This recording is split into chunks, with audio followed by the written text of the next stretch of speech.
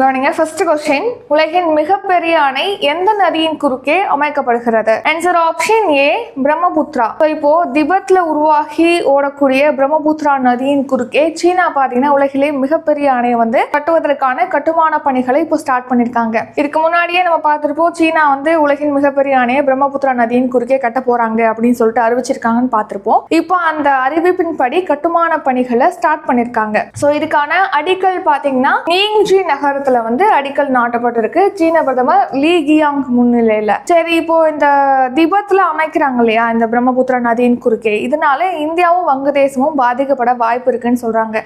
ஏன்னா இப்போ பிரம்மபுத்திரா நதி பாத்தீங்கன்னா திபெத்ல உருவாகி அருணாச்சல பிரதேச மாநிலத்துக்குள்ள நுழையுது. ஸோ அதுக்கப்புறம் பாத்தீங்கன்னா வங்கதேச நாட்டுக்கும் செல்லுது. ஸோ இப்படி இருக்கும்போது இந்த பிரம்மபுத்திரா நதியோட நீர் அளவு, இந்தியாவுக்குள்ள வரக்கூடிய நீர் அளவானது கட்டுப்படுத்தப்படுகிறது சீனானால, இந்த அணை அமைக்கப்படுறதுனால. அது மட்டும் இல்லாமல் அவசர காலங்களில் பார்த்தீங்கன்னா அந்த அணையை திறந்து விடும்போது பெருமளவிலான நீர் ஒரே டைம்ல வெளியேறுது. ஸோ அதனால இந்தியாவில் எல்லை பகுதியில் உள்ள கிராமங்கள் இதனால வெள்ள பாதிப்பு ஏற்படும் அப்படின்னும் அச்சப்படுகிறது. சரி, இப்போ திபெத்ல பாத்தீங்கன்னா பிரம்மபுத்திரா நதியின் குறுக்கே உலகிலே மிகப்பெரிய அணையுடைய கட்டுமானத்தை இப்போ சீனா தொடங்கியிருக்காங்க. அடிக்கல் நீங்ஜி நகரத்துல அடிக்கல் நாட்டப்பட்டிருக்கு. எவ்வளோ கோடி செலவுல இந்த அணையை அமைக்கிறாங்க அப்படின்னு கேட்டீங்கன்னா இந்திய மதிப்புல 14.46 கோடி, அதாவது டாலர்ல பார்த்தோம் அப்படின்னா 16,780 கோடி டாலர்ல இந்த அணையை கட்டுவதாக தெரிவிச்சிருக்காங்க. ஏற்கனவே சீனால பாத்தீங்கன்னா 3 பெரிய அணைகள் இருக்கு. அதெல்லாத்தையும் விட உலகிலே மிகப்பெரிய அளவுல இந்த அணையானது கட்டுறாங்க. ஸோ இதுல 5 அடுக்கு நீர்மின் நிலையமும் அமைக்கப்படும் அப்படின்னு தெரிவிச்சிருக்காங்க. இந்த அணை மூலமாக 30,000 கோடிக்கும் அதிகமான கிலோவாட் மின்சாரத்தை நம்ம உற்பத்தி செய்ய முடியும் சீனா அப்படின்னு தெரிவிச்சிருக்காங்க.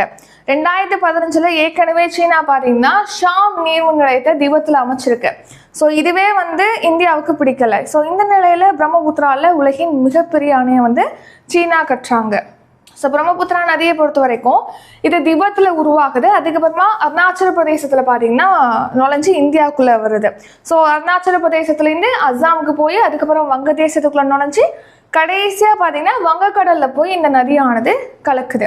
ஸோ எங்க உருவாகுது? திபெத்ல. எங்க லாஸ்டா போய் கலக்குது? வங்கக்கடல்ல. 2006 பாத்தீங்கன்னா இப்போ இந்தியா சீனா எல்லைகள்ல நதிகள் பாயுது இல்லையா?